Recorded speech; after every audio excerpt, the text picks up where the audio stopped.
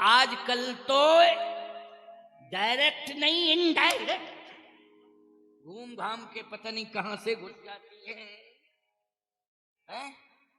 और फिर तुमको जो है क्या बतावे, अरेंज मैरिज करनी पड़ती है। अरेंज मैरिज क्यों?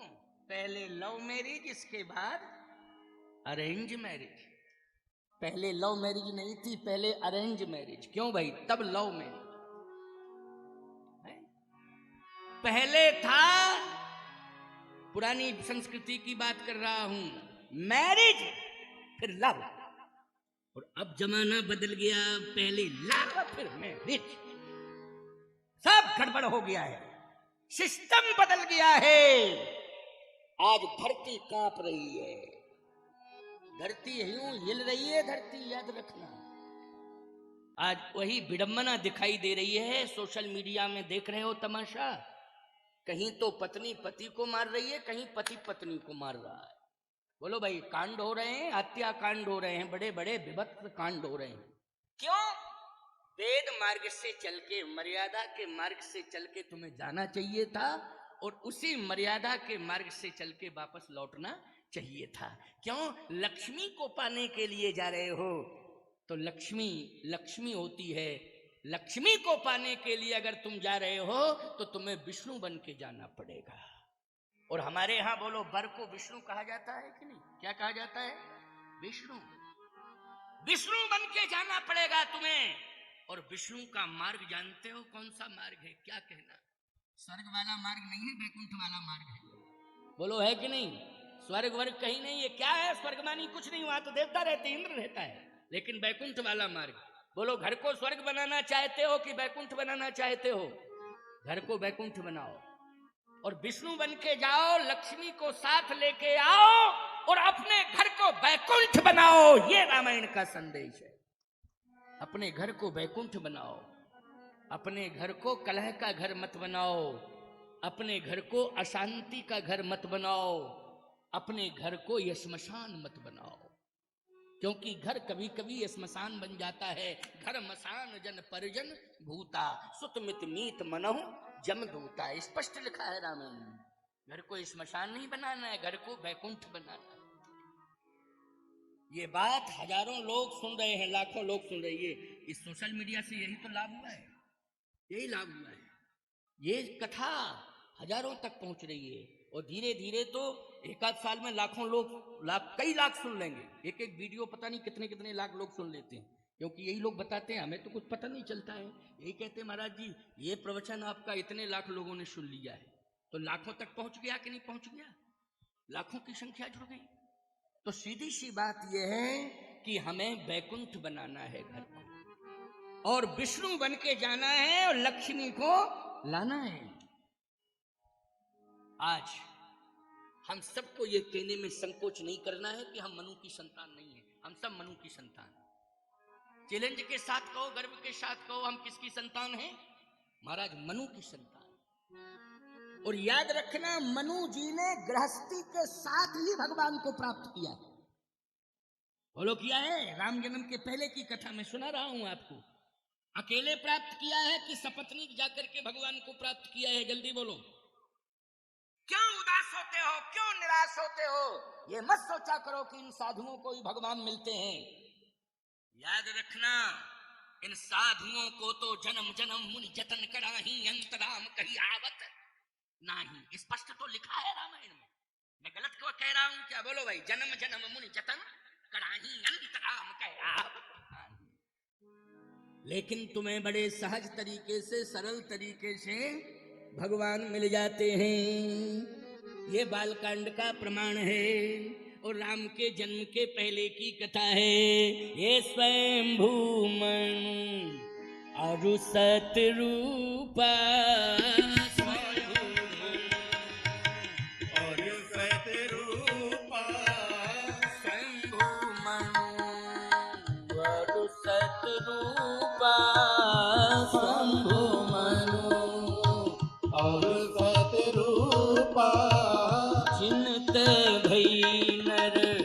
सृष्टि अनूपा, जिनते भई नर सृष्टि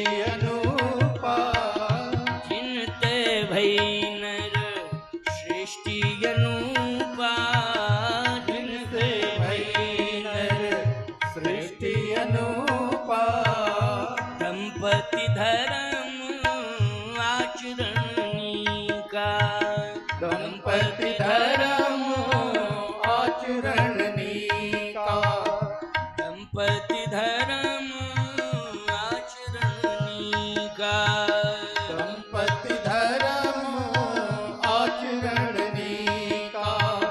अजहु गाऊ श्रुति जिन करली का, अजहु गाओ श्रुति जिन करली का, अजहु गाऊ श्रुति जिन करली का, अजहु गाओ श्रुति जिन करली का।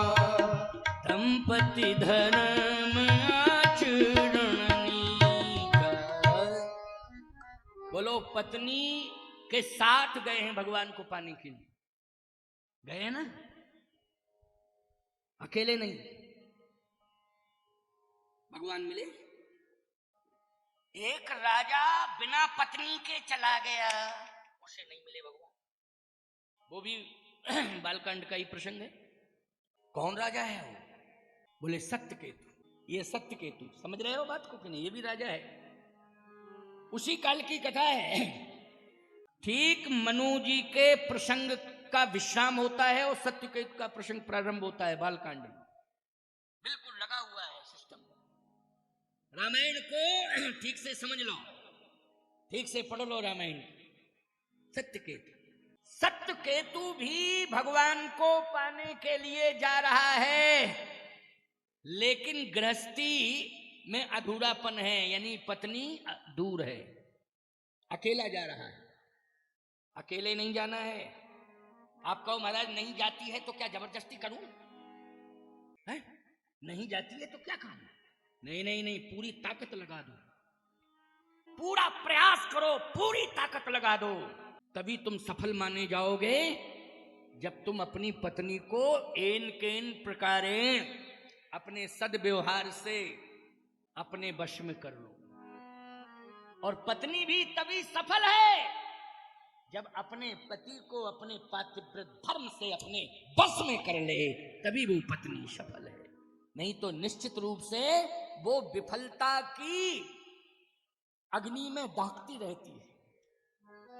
जो अपने पति को संतुष्ट नहीं कर पाती है, पति में इतने दोष आ गए हैं, इतने दोष आ गए हैं कि वो अंत में निराश होकर के बैठी है, तो विफलता की अग्नि में जलती रहती है। बोलो, जलती रहती है कि नहीं? ऐसे तमाम घर हैं जिनमें पत्नी पति के कारण रो रही है, और ऐसे भी तमाम घर हैं कि जिनमें पति पत्नियों के कारण रो रहा है। पत्नी रुला रही है, संतुलन बिगड़ा हुआ है। और संतुलन बनाने के लिए सबसे बढ़िया ग्रंथ है रामायण। बस अंतर इतना है कि हम लोग पढ़ते नहीं है। अगर पढ़ना शुरू कर दें, देख लो परिवर्तन होता है कि नहीं होता है। आप रोज नीम की पत्ती चबाएं, बुखार नहीं आएगा, गारंटी है। और रोज रसगुल्ला खाएं, पता नहीं कौन कौन सी बीमारियां आ जाएं। बोलो भाई, एक बीमारी नहीं, जाने कितने प्रकार की बीमारियां आ जाएं। लेकिन नीम की पत्ती नहीं चबाना चाहते हो, रसगुल्ला खाना चाहते हो, हैं? रसगुल्ला। और रसगुल्ले के चक्कर में गृहस्थी का रस पूरा चला गया, गुल्ला ही गुल्ला रह गया। रस तो चला गया, सब रूखा सूखा परिवार हो गया। कोई किसी से बातचीत नहीं कर रहा है। बोलो भाई, कहां रसगुल्ला रहा, गुल्ला ही गुल्ला बचा। ऐसी जिंदगी जीने से क्या फायदा? ऐसी जिंदगी मत जियो। जिंदगी कौन सी जीना है? अपने घर को मानसरोवर बनाओ और पूरा परिवार हंस बन करके उसमें विचरण करे। क्योंकि कागभूषुंड जी ने अपने मन को मानसरोवर बनाया था। क्या बनाया था कागभूषुंड ने? कौआ हंस बन के रोज विचरण कर रहा है। बोलो भाई, किसके कारण? कौए को मानसरोवर नहीं मिलता है, याद रखना। ये कागभूषुंड का मन क्या बन गया था? मानसरोवर। और मानसरोवर में भक्ति का मानसरोवर। किसका मानसरोवर था वो? मान अभिमान का सरोवर नहीं, भक्ति का सरोवर। भक्ति के सबसे बड़े आचार्य कौन हैं? भक्ति जगत के दुनिया के सबसे बड़े आचार्य हैं श्री काकभूषुंड जी महाराज। उनसे बड़ा कोई भक्त नहीं हुआ है। जो भुसुंडी मन मानस हंसा, अगुण सगुण जहि निगम प्रशंसा। अगुण सगुण जहि निगम प्रशंसा। काकभूषुंड जी, जो भुसुंडी मन मानस हंसा। इसलिए आप परिवार सहित अपने घर को भक्ति का सरोवर बनावें और उसमें स्नान करें तो आप सब क्या हो जाएंगे? आप, पत्नी, बच्चे, बच्चों के बच्चे सब हंस क्या बन जाएंगे? हंस बन जाएंगे सब। और भक्ति का सरोवर बोलो कौन बनाएगा? और इन विषयों से मुक्ति कौन दिलाएगा? ये जो विषय बंधन में बांध चुके हैं, तुम्हें गांठ नहीं छूट रही है विषयों की, याद रखना। ये इसी को कहते हैं भवबंधन की गांठ। बोलो भाई, ये विषयों की गांठ क्या है? भवबंधन की गांठ है। लेकिन याद रखना, इन विषयों से दूर होना है और भक्ति का मानसरोवर तैयार करना है। तो भक्ति का मानसरोवर घर में कैसे तैयार होगा? बोले मन करी विषय, मन करी विषय, अनल बन जरई, होए सुखी जो यही सर परई। सर सरोवर, भक्ति का सरोवर कौन? रामचरित मानस। यही उपाय बचा है और कोई उपाय नहीं। इसी में सब नहाओ, रामायण पढ़ के नहाओ। आजकल सब मोबाइल देख के नहा रहे उसमें। एक को तो मछलियां ही निकल गई, मर गई हो मछली है। क्या नहाने क्या तरीका था? क्या नाम था उसका? कोई मर गई मछली खा गई उसको, हैं? पता नहीं क्या बड़ा मुंह वाली क्या होती है वो, मुझे। अरे तुम लोग जानते होगे, देखा होगा तुमने। वो हमारे साथ में आया नहीं, एक तो विद्यार्थी रहता, उसने कहा महाराज मछली खा गई।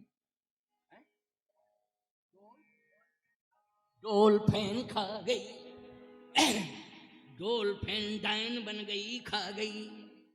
ये तमाशा हो रहा है। सरोवर में मछली को नहलवा रही है, उससे दोस्ती कर रही है, उससे प्रेम कर रही है, सारा जीवन उसके लिए समर्पित कर दिया। अंत में उसको भूख लगी तो उसी को खा गई मछली। सावधान। सुखी मीन जहाँ नीर अगाधा, और जिम हरि शरण ये कऊ बाधा। अपने मन को मछली बना लो और मछली बना करके भक्ति के सरोवर में आनंद ले लो। बोलो भाई, राम भक्ति के सरोवर में मन को मछली बना करके उसमें डुबकियां लगाओ। बोलो, जिंदगी भर सुखी रहोगे कि नहीं रहोगे? रहोगे सुखी। ये मछलियां कितनी खतरनाक हैं, खुदा ही खा गई है। मछली को बहुत लोग खा रहे हैं, पहला प्रमाण मिला मछली खा गई। क्यों भाई? ऐसे तो तमाम प्रमाण मिले कि मछली को खा गए लोग हैं, लेकिन आज प्रमाण हमारी तो आंख खुल गई और कान खुल गए, मछली भी खा गई है, ऐसा प्रमाण मिल गया। सावधान, मैं कहना यही चाहता हूं, यही है विषय। बोलो, विषय मृत्यु के स्थान पर ले गया। ये विषय ही तो है। माता पिता से इतना प्रेम नहीं करते हो तुम, जितना प्रेम तुम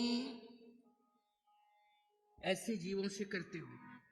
कुछ लोग तो कहना नहीं चाहिए, मुझे कहना पड़ता है। जीव जंतुओं से प्यार करना चाहिए, ऐसी कोई बात नहीं है। मेरा पक्षी पशु इनसे कोई विरोध थोड़ी है, प्यार करना चाहिए, लेकिन उसकी एक सीमा है, उसकी एक मर्यादा है। हम मछली को दाना चुनाते हैं कि मछली के मुंह में जाते हैं? बोलो जल्दी बोलो। मर्यादा यही तक है कि मछली को हम क्या चुनावे? दाना, आटा, कि उसके मुंह में घुस जावे। ये तो नहीं है, सिस्टम बदल गया, मुंह में घुस गई वो है। रोज निकल आती थी, एक दिन निकली तो मरी हुई निकली, चिल्ला रही है, चीख रही है।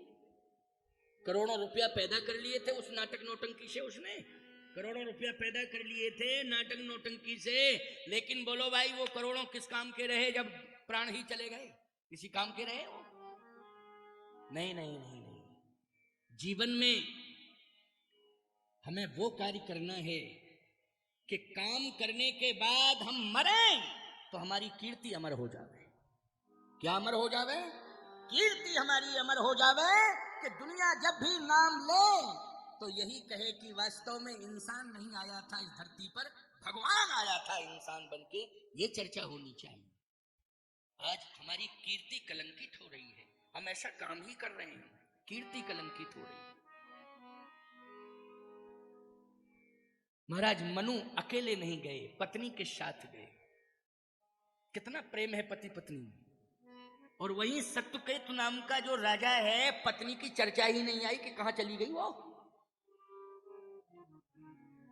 बरबस राज मनु, बरबस राज,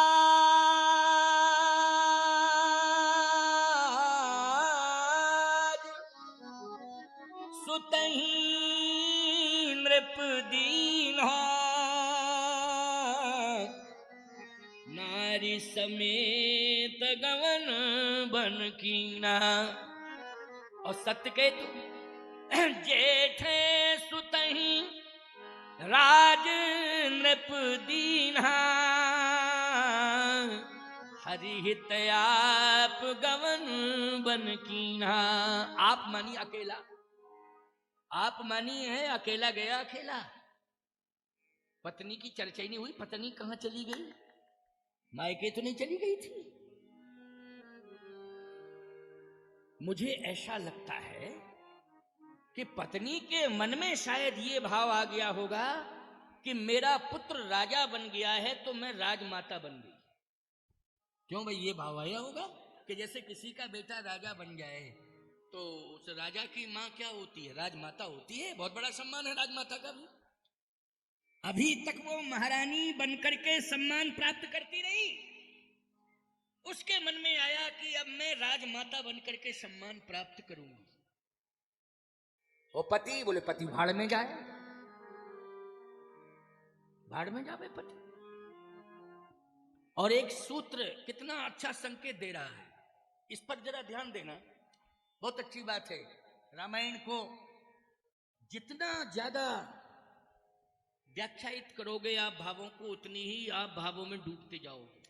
और इतने अच्छे अच्छे मोती निकल के आएंगे, जितनी गहराई में डूबोगे ऐसे भाव के मोती निकल के आएंगे कि याद रखना वो मोती जो है आपके प्राण को बहुत संबल देंगे।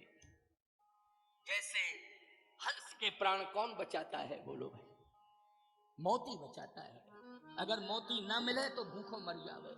क्यों भाई? हंस को अगर मोती ना मिले तो बोलो हंस भूखों मर जाएगा, और मोती मिलेगा तभी उसके प्राण बचेंगे। भाव के मोती। हमारे ढिमोले जी इतने ताकतवर हैं, ये सांड से लड़े थे। हाँ, बड़ी अच्छी कथा सुनाते हैं ये।